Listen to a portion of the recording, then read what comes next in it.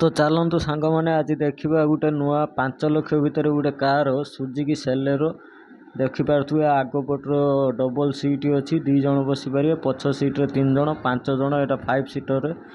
आगे आपन को स्टेयरिंग मिल जाव पावर स्टेयरिंग मिरर मिल जाव आपन को देखापी ऑटोमेटिक नुहे ये मानुआल गियर मिल आपको मानुआल मिल बेस टॉप मॉडल आपन को ऑटोमेटिक गियर मिल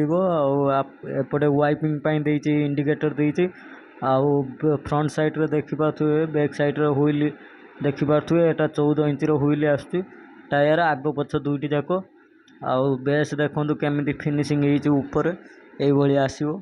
आ पछपटर टांकी लिटर अच्छी 313 लिटर अच्छी फुएल टांकी देखिपे ये 32 लिटर टैंक देती स्टेयरिंग देखिपे आ ड्राइवर आ पाख पैसेंजर देखिपे एसी रोचे पछपटे देखते बैक सीट अच्छी एयर बैग भी रोचे यह माइलेज देखा मिनिमम 22 रु 26 भितर देखा इंजिन देखिपे टॉर्क रही 82.89 इंजिन रही 998 सीसी इंजिन देखा मिल गाड़ी वेट रोचे 1260 किलो आगु को यही गाड़ी वीडियो देखापी डिटेल जानापी चाहूँगे चैनल को सब्सक्राइब कर थैंक्स।